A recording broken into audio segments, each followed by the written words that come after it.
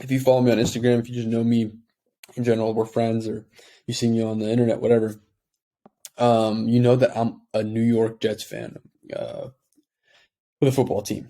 And if you know anything about football, you know that the Jets have not been very good. And so oftentimes whenever I meet people, or I just introduce myself and you start talking, whatever, or I wear my like Jets hoodies or shirts or whatever, the most common question I get is, man, why?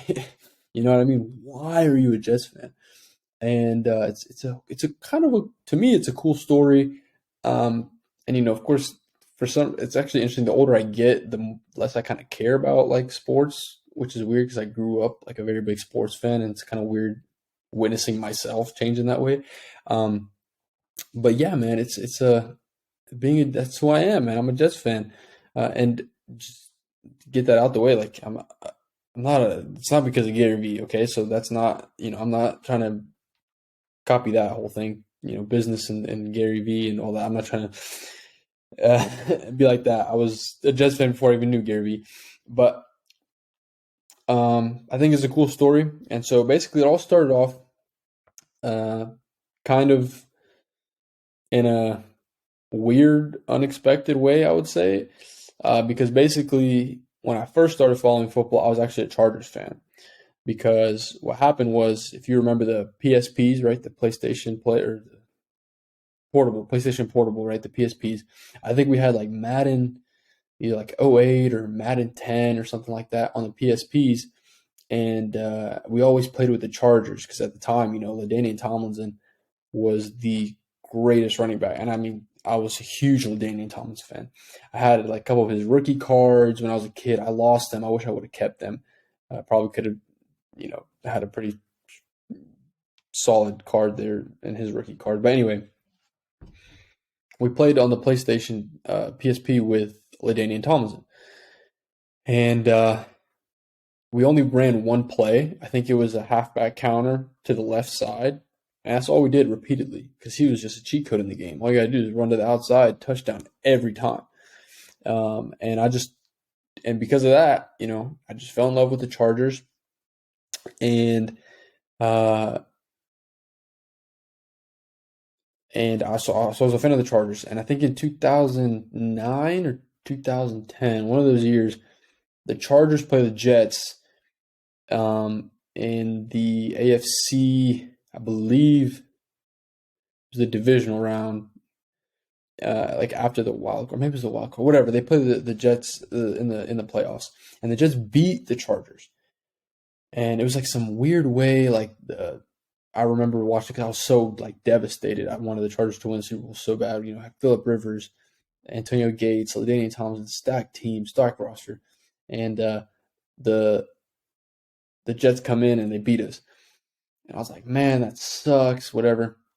And then the off season, and I always forget this. It's an easy Google search, but I don't remember if either LaDainian Tomlinson was traded or he was signed. I believe he signed though as a free agent. I believe. I'm not 100% sure, but I'm pretty sure the next season LaDainian Tomlinson signs with the Jets, and I'm like, man, like how could that happen, right? Like your favorite player, your favorite team, the team that just beat us in the playoffs, you're going to join the other team. I was like, man, I mean that was devastating as well. So, but I was like, I'm gonna stick with the Chargers as a fan. I'm gonna stay a Chargers fan, loyal, right?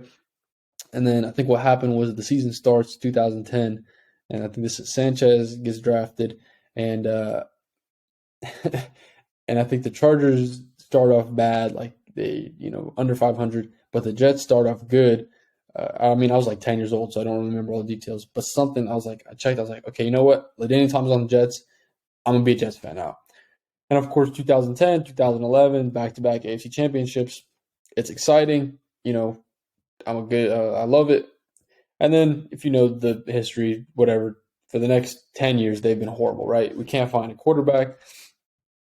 You know, roster's all weird. Our owner's gone half the time, stuff like that.